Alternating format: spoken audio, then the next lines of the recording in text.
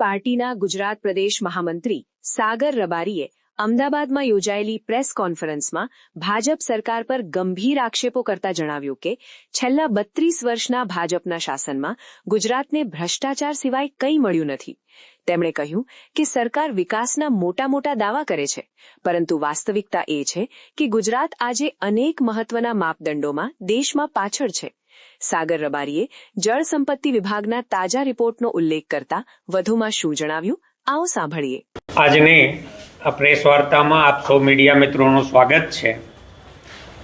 તાજા નલ સે જલના રિપોર્ટ મુજબ, જળ સંપત્તિ વિભાગના રિપોર્ટ મુજબ ગુજરાતના 57% ઘરોમાં પીવાનું શુદ્ધ પાણી નથી। દેશમાં પાણીની ગુણવત્તાની રીતે અને પુરવઠાની રીતે દેશભરમાં ગુજરાત 30મા નંબરે છે। 32 રાજ્યો છે, ગુજરાતનો નંબર 30મો છે। એના પરથી સ્થિતિની ગંભીરતા સમજાય છે। અગાઉ જનતા મોરચામાં ભારતીય જનતા પાર્ટી સત્તામાં સાથીદાર રહી 77માં, પછી જનતા દળમાં સત્તામાં ભાગીદાર રહી ચિમનભાઈ પટેલ સાથે, અને 1995થી તો 2025માં એણે 31 વર્ષ પૂર્ણ બહુમતી સાથે ગુજરાતમાં સત્તાના પૂરા કર્યા અને અત્યારે 32મું વર્ષ ચાલુ થયું છે। 32 વર્ષના પૂર્ણ બહુમતીના શાસનમાં ભાજપે ગુજરાતની જનતાને ભ્રષ્ટાચાર સિવાય કશું આપ્યું નથી। ગુજરાતનું દેવું 4 લાખ કરોડ રૂપિયા વટી ગયું છે। એની સામે ગુજરાતની જનતાને ભાજપની આ 32મા વર્ષમાં ભેટ છે તો 4 લાખ કરોડના દેવાની સામે એફડીઆઈમાં આટલા બધા વાઇબ્રન્ટ સમિટ કર્યા ગુજરાતે, ક્યારેય 3જા નંબરથી આગળ ગયું નથી। અને ચાલુ નાણાકીય વર્ષ જે આ માર્ચ મહિનામાં પૂરું થવાનું છે, તો દેશના પહેલા 5 રાજ્યોમાં ગુજરાત અત્યારે નથી હાલની સ્થિતિએ, અને છતાં વડાપ્રધાન વારે ઘડીએ ગુજરાત આવી અને હવે જિલ્લે વાઇબ્રન્ટ સમિટ કરે છે। વાઇબ્રન્ટ સમિટના નામે મોંઘી ડીશોના જમણવારનો ભ્રષ્ટાચાર, ગુજરાતના લોકો માથે દેવું ચડાવવું, અને એની સામે ગુજરાતની જનતાને જે વળતર મળે છે તો એમાં પાણીની ગુણવત્તામાં 30મો નંબર, કુપોષણમાં 31મો નંબર, માથાદીઠ આવકમાં 10મો નંબર। ગુજરાત દેશના રાજ્યોમાં માથાદીઠ આવકની બાબતમાં 10મા નંબરે છે નીતિ આયોગના કહેવા પ્રમાણે। આ કોઈ મારા કે કોઈ સંસ્થાના આંકડા નથી, બધો જ ડેટા મેં કાઢીને રાખ્યો છે। ખેડૂતોની આવકની દ્રષ્ટિએ દેશમાં ગુજરાત 12મા નંબરે છે। નાના રાજ્યો માથાદીઠ આવક અને ખેડૂતોની આવકમાં ગુજરાત કરતાં ઘણા આગળ છે। 10મો નંબર, 12મો નંબર, 31મો નંબર। અને શિક્ષણમાં નીતિ આયોગના કહેવા પ્રમાણે દેશના રાજ્યોમાં ગુણવત્તાની દ્રષ્ટિએ ગુજરાત 18મા નંબરે છે। આ ભાજપના 32 વર્ષના શાસનની ગુજરાતને ભેટ છે। ભાજપ એટલે ભ્રષ્ટાચાર એ પર્યાય બની ચૂક્યા છે। હવે કોઈને ભાજપી કહો એનો અર્થ જ થાય છે કે એ ભ્રષ્ટાચારી, અને ભ્રષ્ટાચારી કહો તો એ ભાજપી થઈ જાય। એટલી હદે ભ્રષ્ટાચારના તાણાવાણા ભાજપ સાથે વણાઈ ચૂક્યા છે। છેલ્લા 3 વર્ષમાં 4 કલેક્ટરો સસ્પેન્ડ થયા છે ભ્રષ્ટાચારના આક્ષેપમાં। તાજા સસ્પેન્ડ થનારા કલેક્ટર સુરેન્દ્રનગરના લાંચનો આંકડો છે 1500 કરોડ રૂપિયા।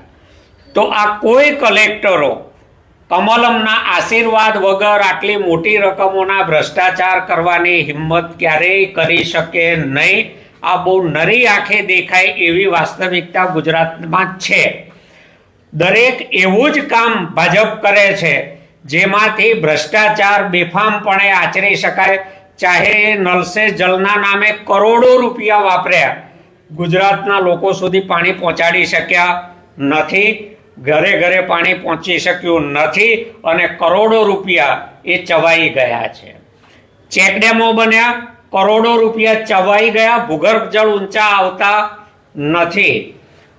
પુલો બને છે, ભ્રષ્ટાચાર કરવા મળે એટલા માટે બને છે અને પુલો પડી જાય છે.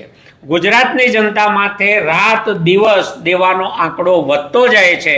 એની સામે 32 વર્ષમાં ભાજપે ગુજરાતને ભેટ આપી હોય તો એ માત્ર ને માત્ર મનરેગામાં બોગસ મજૂરોના ખાતામાં પૈસા નાખીને ઉપાડી લેવાની કળા ભેટમાં આપી છે. શૌચાલય બનાવ્યા વગર બીજાના શૌચાલયના ફોટા મૂકી અને પૈસા ઉપાડી લેવાની કળા શીખવાડી છે. ભારતીય જનતા પાર્ટી એ હદે બેફામ બનીને ભ્રષ્ટાચાર કરે છે કે હવે ગુજરાતના મતદારોએ જાગવાની જરૂર છે. જો શિક્ષણમાં દેશમાં આપણે 18મા નંબરે ઊભા હોઈએ, આવકમાં 10મા નંબરે ઊભા હોઈએ, ખેડૂતોની આવકમાં 12મા નંબરે ઊભા હોઈએ, પાણીમાં 30મા નંબરે ઊભા હોઈએ અને કુપોષણમાં 31મા નંબરે ઊભા હોઈએ, તો ભારતીય જનતા પાર્ટીમાં જો શરમનો છાંટો હોય, ઇવન પ્રધાનમંત્રીને કહું છું કે જો શરમનો છાંટો હોય તો એમણે ગુજરાતના જિલ્લે જિલ્લે જઈને વાઇબ્રન્ટના તાઇફા બંધ કરી દેવા જોઈએ. કારણ કે તમારા કહેવાથી, તમારા તાઇફાઓથી 1 રૂપિયાનું ફોરેન ડાયરેક્ટ ઇન્વેસ્ટમેન્ટ ગુજરાતમાં આવતું નથી. વિદેશી કંપનીઓ અહીંના ભ્રષ્ટાચારથી થાકી ગઈ છે, અહીંની અશાંતિથી થાકી ગઈ છે. એટલે કોઈ વેપારી ગુજરાતમાં અત્યારે હવે નવું મૂડીરોકાણ કરવા આવતો નથી. એનું પરિણામ છે કે ગુજરાતમાં બેરોજગારી કૂદકે ને ભૂસકે વધતી જાય છે, ગુનાખોરી વધતી જાય છે. એવા સંજોગોમાં ભારતીય જનતા પાર્ટીએ એમને નથી આવડતું, પોતાની નિષ્ફળતા નિખાલસતાપૂર્વક સ્વીકારી અને રાજીનામું આપી દેવું જોઈએ.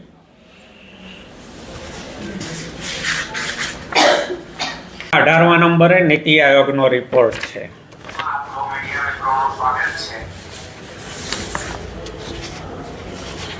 ખેડૂતોની આવકમાં 12મા નંબરનું ટેબલ નીતિ આયોગનું છે. માથાદીઠ આવકમાં 10મા નંબરનું ટેબલ નીતિ આયોગનો છે. આ બધા જ સરકારી આંકડા છે, નીતિ આયોગે આપેલા આંકડા છે. અને આ બધા જ આંકડા ગુજરાતના મતદારોની આંખો ઉઘાડવા માટે પૂરતા છે. સવાલ છે કે સાચા આંકડા લોકો સુધી સારી રીતે પહોંચવા જોઈએ અને એ પહોંચાડવાનું કામ આવનારા દિવસોમાં આમ આદમી પાર્ટી કરવાની છે. ગુજરાતના દરેક મતદાર સુધી વાસ્તવિક રીતે આજે ગુજરાત ક્યાં ઊભું છે અને ગુજરાતનું શું ભવિષ્ય છે એની વાત લઈને અમે જવાના છીએ. સમાચારની અવનવી અપડેટ જોતા રહો નિખરતા ગુજરાત ન્યૂઝ સાથે. નિખરતા ગુજરાત ન્યૂઝને લાઇક, શેર, સબસ્ક્રાઇબ કરો અને બેલ આઇકન દબાવીને સમાચારની ઝડપી માહિતી મેળવો.